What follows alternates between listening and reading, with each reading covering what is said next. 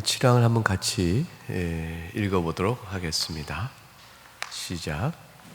왜냐하면 먼저 하나님께서는 이러한 타락 속에서도 멸망이나 완전히 잃어버림을 당하지 않도록 그들 안에 중생의 썩지 않는 씨를 보존하시며 그 후에 그의 말씀과 성령으로 그들을 확실하게 효과적으로 새롭게 하셔서 그들로 하여금 회개하고 죄를 진심으로 슬퍼하게 함으로써 중보자의 피로 죄 씻음 받기를 구하여 받도록 하시고 하나님의 속죄 사랑을 다시금 경험하게 하시며 믿음으로 하나님의 자비를 찬양하게 하시고 앞으로는 더욱 열심을 다하여 두려움과 떨림으로 자신들의 구원을 이루도록 하시기 때문이다.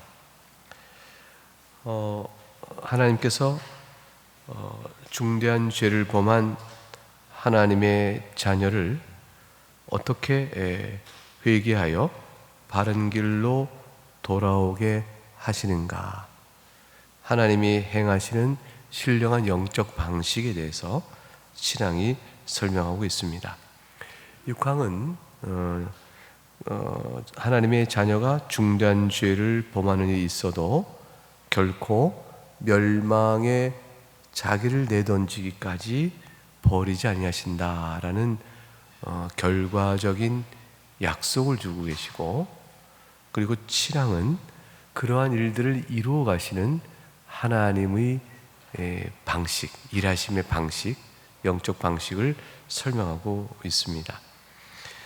첫 번째는 중생의 썩지 않는 씨를 보존하신다라는 것이니, 결국 우리가 쉽게 얘기하면 우리 안에 생명 주신 성령을 보존하시고 성령께서 떠나지 아니하시며 성령께서 여전히 우리 안에 거하시도록 이끄시는 보존의 은총을 베푸신다는 것입니다.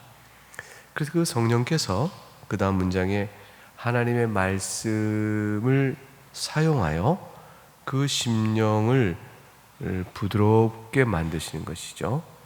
다시 말하면 오왕의 중대한 죄를 범하는 심령은 이미 완고해져 있는 것입니다. 강팍해 있는 것이죠. 그 마음을 말씀과 성령으로 효과적으로 새롭게 하신다. 이제 효과적인 것은 새롭게 하신 일이 반드시 있도록 그렇게 실행하신다. 실행의 주체가 성령님이세요. 그리고 또 확실하게 이렇게 새롭게 하신다. 새로워진 심령은 그들로 하여금 어떤 변화를 갖냐면 전에 없던 회개가 나타나는 것이죠. 그러니까 중대한 죄를 범할 때는 은혜의 감각을 잃어버렸을 때는 없었던 회개가 다시 나타나는 거예요. 그리고 오왕에서 중대한 죄를 범하며 양심의 심각한 상처를 입었을 때는 죄를 즐거워했던 마음이었는데 이제 성령께서 심령을 새롭게 주시니 죄를 슬퍼하는 일로 바뀌게 되어집니다. 그러니까 이건 회개의 전형적인 양상이죠. 회개의 전형적인 양상, 죄를 진심으로 슬퍼하게 된다. 이전에는 죄를 즐거워하여 은혜에 대한 감각이 없이 양심의 상처 입은 자가 되어졌다. 그래서 오왕이 이제 양심의 심각한 상처 입은 자를 성경은 곳곳에서 양심에 이제 화인 맞은 자다 이렇게 이제 설명을 했었습니다. 죄를 이제 진심으로 슬퍼하게 한다. 이 진심이란 말이 왜 들어갔을까? 이것은 강조죠. 강조 부사인데 그냥 없어도 슬퍼한다는 말로 충분히 설명되는데 진심이란 말을 덧붙임으로 인해서 성령의 역사인 것을 설명하는 거예요. 그러니까 영혼 중심 깊은 곳에서 정말로 아파하고 돌이키는 슬픔이 있다. 그러니까 이 죄를 슬퍼하는 것은 결과에 대한 죄를 지음으로 인해서 당하게 될 수치에 대한 두려움이나 그것 때문에 슬퍼하는 것을 넘어선다는 거예요.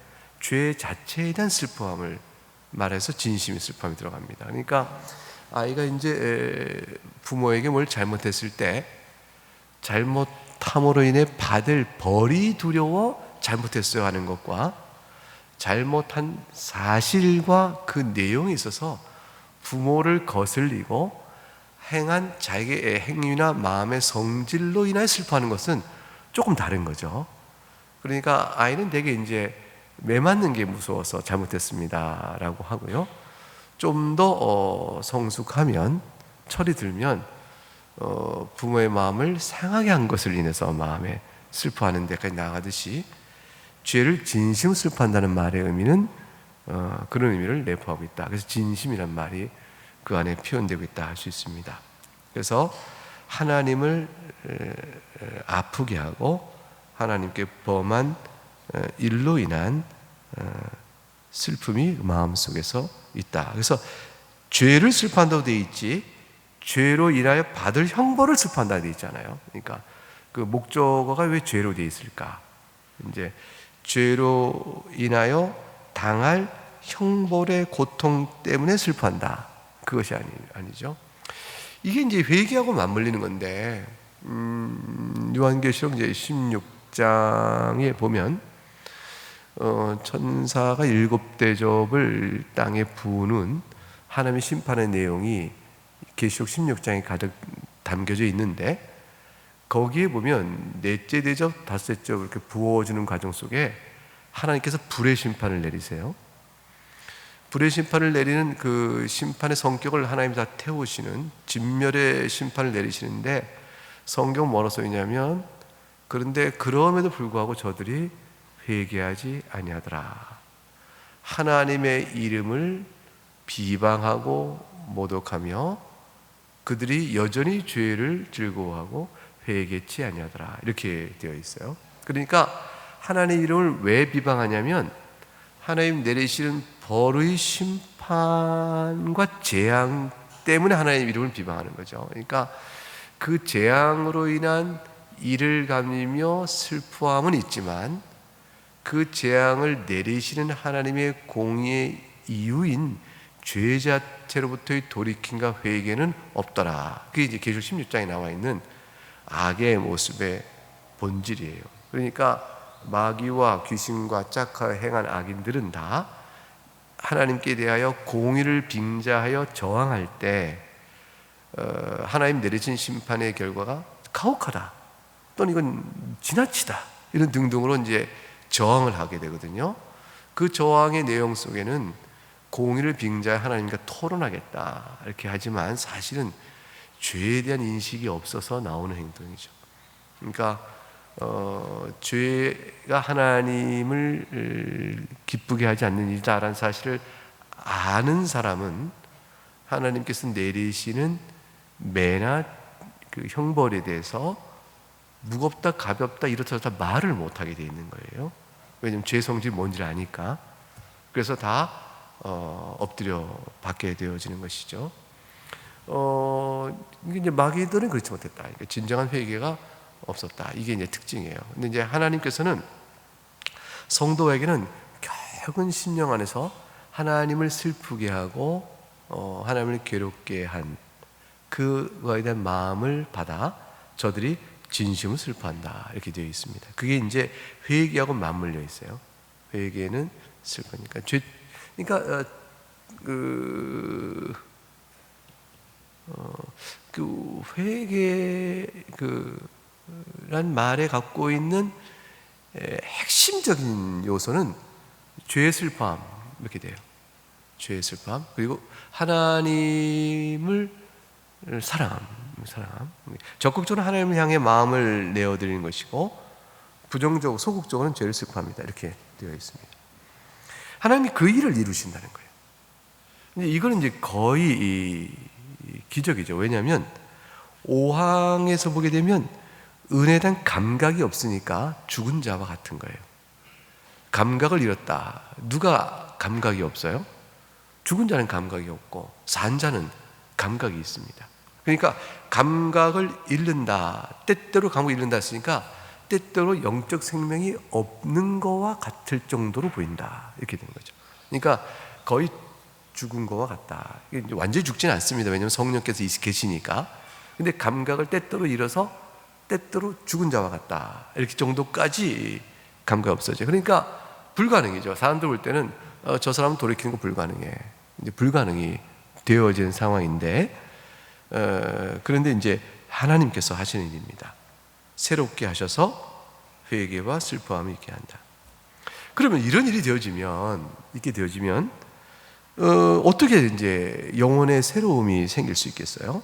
어떻게 죄를 슬퍼하는 자가 소망을 찾아갈 수 있겠어요? 그게 이제 객관적 주님의 사역이 나오는 것입니다. 그게 뭐냐면 중보자의 피로 죄 씻음 받기를 구하여 받도록 하신다. 이 받도록 하신다는 말이 붙어 있는 게 너무 감사한 거죠. 죄 씻음 받기를 구한다 라고만 쓰이지 않고 구하여 결과를 적어 있었어요. 뭐라고? 받도록 하신다. 이거는 하나님의 약속이거든요. 그래서 죄 씻음 받기를 구하게 나오는 거예요. 그러니까 이건 이제 신자에게 주는 은혜인데, 복음 앞에, 십자가 앞에 다시 무릎 꿇게 하시는 거예요. 십자가 무릎 꿇게 하시고, 그리고 전에도 받았던 용서의 약속을 다시금 받게 하시는 거예요. 그럼 이 다시 받는다는 말의 의미는 이전에 받았던 십자가의 속죄 은혜로 인하여 의롭담 받은 게 취소됐다가 다시 주어진다라는 뜻이 아닙니다. 그게 아니고 객관적으로 주어진 의롭다함은 성령께서 일깨우신 중생의 씨가 내 안에 보존되어 있기 때문에 의롭다 하심이 취소되지 아니하는데, 이와 같이 심대한 죄를 범한 사람이 내가 예수 그리스도로 말미암아 의롭다함을 받은 자라는 자기 정체성의 확인이 흔들려 버린단 말이에요. 주님이 이것을 새롭게 해주시는 거예요. 그래서 내가 너를 죄인 됐을 때 불렀으며 지금도 네가 죄를 범했으나 십자가 앞에 나와 은혜를 구할 때 용서를 확인시켜 주시는 것이죠. 그래서 여전히 하나님의 사랑 가운데 있음을 알게 해주신다는 거예요. 그래서 죄신 받기를 구하여 받도록 하시고라는 말은 취소됐다가 없어졌다가 다시 만든다는 뜻이 아니라 이미 받은 것을 확인시켜 주는 것과 같아요. 그래서 신자는 날마다 십자가 안에서의 은혜의 새로움, 용서에 대한 새로운 확인, 이런 것들을 계속 누려가게 되어지죠. 유명한 일화가 있잖아요. 스펄전 목사님이, 저는 뭐 스펄전에 직접 듣는 얘기 아닌데 예화를 막 돌아다녀요. 강단에서 많이 들었고, 이제 어느 날 문득 일어났는데 눈물을 흘리시더래요. 그러니까 이제 스펄전 목사님 사모님께서 왜 웃느냐 물었더니, 내가 오늘 이렇게 십자가를 묵상하는데 무감각하더라. 그래서 내가 운다. 이랬대요. 그러니까 이제 사실은 무감각한 사람이 어떻게 울겠어요. 근데 이제 사실 날마다 새롭게 십자가 앞에서 자신의 죄성을 놓고 용서받는 은혜에 대한 감사로 새롭게 힘을 얻어가면서 그랬는데, 십자가 나한테 은혜 감각이 없듯이 무덤덤이 다가오더라. 그래서 내가 눈물을 흘린다. 주께서 새롭게 십자가의 은혜의 절실함과 감사를 또 깨닫도록 이끄시길 바란다. 이렇게, 이런 내용이 이제 적용점 있는 예화였어요. 결국 이제 복음을 알고 살아간다는 것은 그 사실에 대한 끊임없고 견고한 확신을 계속 이어가는 것. 그것이 이제 모든 신앙의 양태와 열매의 근원인 거죠. 근원이 무너지면 뭐 다른 게 다 무너지는 거니까. 이제 그래서 이걸 다시 한번 일깨워 주시는 거예요. 이래서 뭐를 깨닫냐면 다시금 경험하게. 그게 중요하죠. 다시금 경험하게 하신다. 예수님의 십자가의 속죄를 다시금 경험하는데, 하나님의 속죄의 사랑을 다시금 경험한다. 그리스도께서 피로 죄 씻음 베푸시는 은혜를 다시 받아 과연 하나님께서는 죄인을 사랑하셔서 그리스도 안에서 속죄의 사랑을 이렇게 주시는구나, 이걸 다시금 경험하게 하신다. 이것이 이제 성령의 말씀을 가지고 가신 역사입니다. 그러면 이 다시 경험한 사람에게 있어서는 죽었다 산 자요, 잃었던 생명을 다시 찾은 그 기쁨이 얼마나 크겠어요? 그래서 믿음으로 하나님의 자비를 찬양하신다. 여기서 이제 자비의 동그라미 쳐야 돼요. 믿음으로 하나님의 자비. 그러니까 뭐냐면 얼마나 하나님께서 긍휼이 크신가. 그러니까 배은망덕하다 하여 내치는 일이 없으시다는 거예요. 이게 제 복음의 기가 막힌 은혜예요. 그러니까 이제 우리가 죄인 되었을 때 불러내신 하나님께서 내가 너를 죽은 자를 살렸고 네 마음과 행실을 보면 영원한 형벌의 10번을 넣어도 부족하지만 내가 내 아들을 내어줘 너를 구원하였음에도 불구하고 이 용서의 사랑을 내가 베풀었는데 어찌하여 네가 그와 같이 사는가? 그리하여 용서받은 자로 너를 인정할 수 없음에 내가 너를 버리노라. 이렇게 되어지지 아니하신다는 거예요. 이거는 정말 하나님의 크신 은혜예요. 끝까지 돌이켜 이끌어내십니다. 그럼 이제 우리 생각이 이제 1만 달란트 비유를 생각해 보는 거예요. 어떤 사람이 1만 달란트 10만 년에 가까운 노동의 삭슬, 10만 년 살아서 평생 노동한 값을 치러야 갚을 수 있는 돈의 규모인데 그 빚을 탕감받았습니다. 이 탕감받은 자가 길에 돌아가다가 자신에게 300데나리온인가요? 제가 그 빚진 자의 멱살을 붙들고 오늘 갚지 않으면 내가 감옥에 넣겠다 하여 그래서 실제 그렇게 한 일이 왕에게 들리자 왕이 1만 달러 탕감받은 거를 취소해버리고 다시 갚기 전까지는 내가 너를 놓지 않겠다. 이렇게 되어진 이제 비유가 나와요. 이 비유를 얼뜻 잘못 생각하게 되면 용서의 은혜를 받은 자가 하나님의 용서를 받아놓고도 하나님의 말씀에 따라 살지 아니하면 그 큰 용서가 다시 취소되는 것처럼 잘못 적용될 수가 있죠. 근데 그 비유를 그렇게 적용해서 신자가 신자답게 말씀에 따라 살아가는 일이 하나님께 인정받을 만하지 못하면 그건 구원을 못 받은 것이다. 그건 취소된 것이다. 이렇게 말하면 매우 위험한 잘못된 적용이 됩니다. 그럼 그건 뭐가 되냐면 그리스도의 용서의 은혜와 그를 통해 베푸신 속죄의 사랑을 사람이 살아가는 소위 이제 성화라고 해보십시다. 신자로 살아가는 삶의 순종과 그 열매의 규모에 따라서 하나님께서 속죄를 최종적으로 결정하신다라는 게 되어지죠.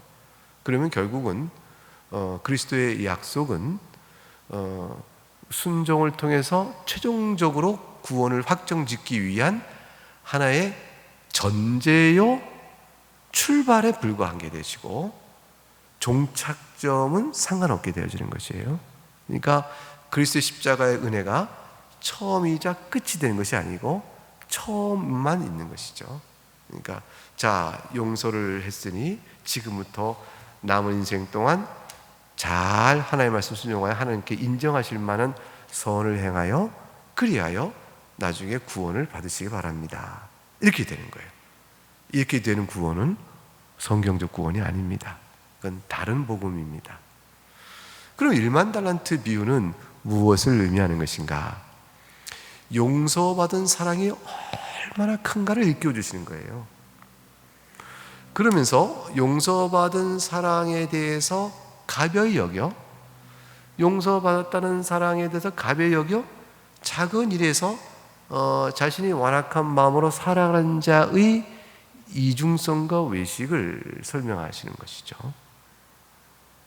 그래서 용서의 은혜가 얼마나 큰가를 깨달아 그와 같이 행해서는 아니 될 것이라는 교훈을 주시는 것이에요. 그러니까 어떻게 300데나리온 1년치 품삯을 갚지 않은 친구가 에게 용서를 할 수 있겠냐는 거예요. 어떻게 용서할 수 있겠어요? 그 용서의 가능성은 한 가지를 생각하라는 거죠.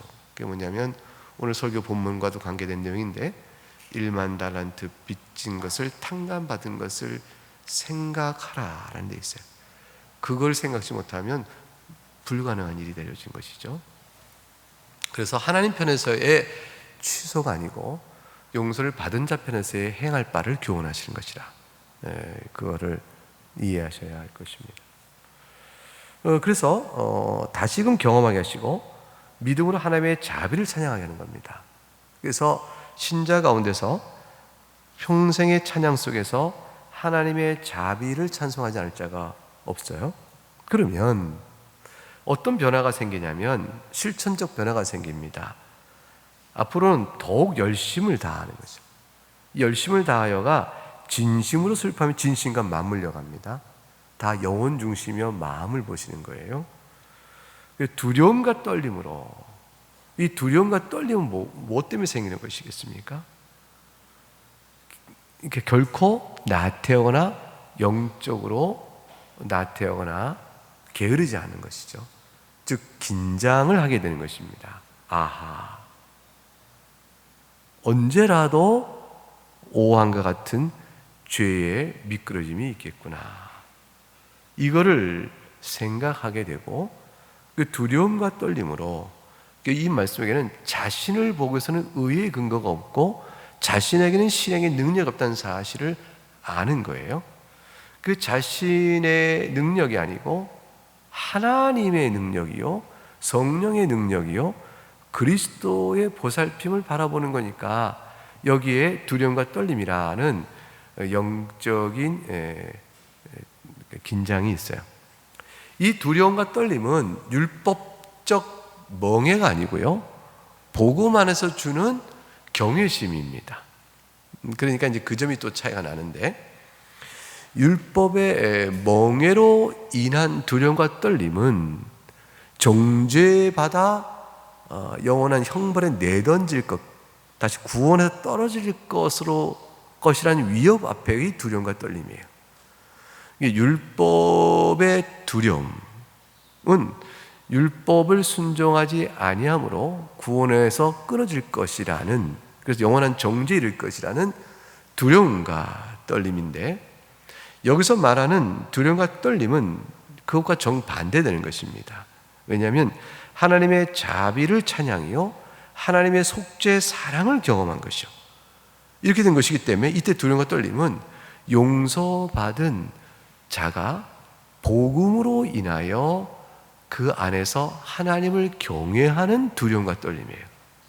그래서 더 이상 하나님을 경외하니 내가 심령을 나태함과 방자함에 임의로 둘 수가 없구나 하여 자기 마음의 끌림과 성향을 단속해 나가는 삼가하는 마음이요, 조심스러운 마음이다, 이 볼 수 있습니다. 우리가 이제 하나님께 기도하거나 또 하나님을 생각할 때, 그럴 때 우리가 옷깃을 겨민다든가 마음의 태도를 이렇게 정결히 한다든가 이런 식의 주의가 좀 필요하지 않겠습니까? 이제 그와 같은 것이라 볼 수가 있겠습니다. 예배에 나올 때의 마음가짐도 또 하나님을 예배하고 찬송과 기도하며 말씀을 또한 들을 때, 설교 말씀 들을 때도 하나님의 말씀이다 라고 듣는 마음의 태도가 이 두렵고 떨림이 해당되는 마음과 같은 것이죠. 그래서 진리의 말씀을 들을 때 날 어떻게 해보시오, 또 뭐 드라마나 영화를 볼 때 그때 그걸 즐기도록 보는 몸이 뒤로 처진 듯한 이런 식의 태도가 아니라 앞으로 몸을 내밀어야 되는 것이죠. 그래서 귀를 모아야 되는 것이죠. 그렇게. 그리고 마음을 깨어서 들으려고 하는 것. 그리고 그 말씀을 듣는 것을 내 마음의 양식요 생수로 받아 먹고 살아야겠다 하여 그 말을 듣는 태도. 그런 것들이 이제 복음적인 안에서 하나님을 경외하는 두려움과 떨림의 태도의 모습이라 할 것입니다. 이거 어마어마한 것이 아니고 주님을 생각하는 코람데오의 의식이다. 학교 앞에 코람데오가 있잖아요. 하나님 앞에서라고 지금 흔히들 우리가 번역합니다. 하나님을 대하는 마음의 태도의 마음을 말합니다. 자비하신 하나님의 은혜를 아는 태도, 그것이 두려움과 떨림입니다. 그렇게 하여 자신의 구원을 이루도록 한다는 말의 뜻이 뭘까요? 자신의 구원을 이루도록 한다는 말은 그리하여 하나님의 자녀의 형상을 채워가는 것이에요. 하나님의 자녀다움을 이루어가는 것입니다. 그래서 성도의 신앙적 즐거움을 누려가는 것입니다. 그러니까 하나님의 자녀가 오항처럼 되면요, 오항처럼 되면 자녀됨의 행복감을 상실합니다. 그런데 칠항처럼 되면 그러면 자녀됨의 행복감을 어떻게 회복하고 누려갑니다. 그게 바로 뭐냐면 구원을 이루어간다는 말의 뜻입니다. 그러니까 이제 죽은 자가 산 자가 되거나 영원한 심판에서 영원한 생명으로 옮겨지는 것 같은 사건을 말하는 것이 아니고, 과연 죽었으나 살아난 자로서 살아가는을 이루라, 이런 뜻이에요. 그러니까 자신의 구원을 이룬다는 말은 생명 얻은 자로서의 생명을 누리는 것이다 라는 것이고, 그리고 영원한 심판에서 영원한 생명으로 옮긴 자로서의 즐거움을 누리는 것이요, 이것이 이제 신학적으로 말할 때는 성화를 이루어가는 것이라, 이렇게 말하는 것입니다.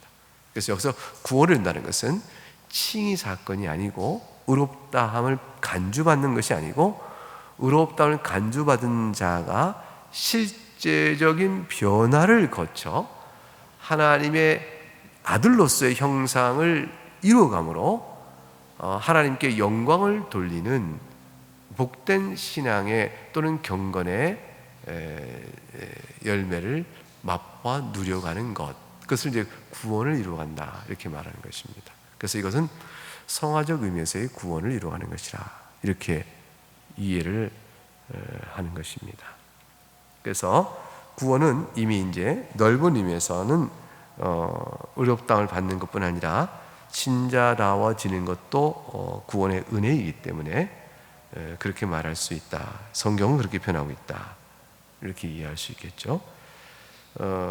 그래서 7항의 내용 속에 설명이 이렇게 이루어졌습니다. 전부 다 초점 어디에 있습니까? 하나님 주신 영적 회복시키시는 방식은 성령께서 말씀으로 효과적으로 확실하게 일깨우셔 새롭게 하셔서 이제 회개와 죄에 대한 슬픔, 또 속죄 사랑에 대한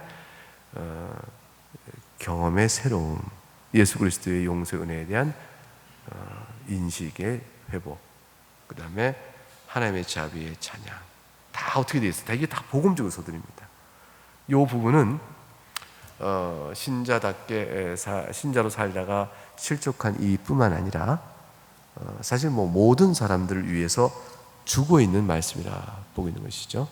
이 7항, 그래서 5항, 6항, 7항 이렇게 이어지는 대목에서 우리는 하나님께서 행하시는 복음의 은혜가 어떤 것을 살폈습니다. 다음 주에 이제 파나에 가게 되면 이런 일들이 벌어지는 데 있어서 학론파가 잘못 생각하는 것이 무엇인가에 대한 오류를 이제 다음 주에는 파랑의 설명이 이어지게 되겠습니다. 예, 여기까지 공부를 마치도록 하겠습니다. 기도하겠습니다.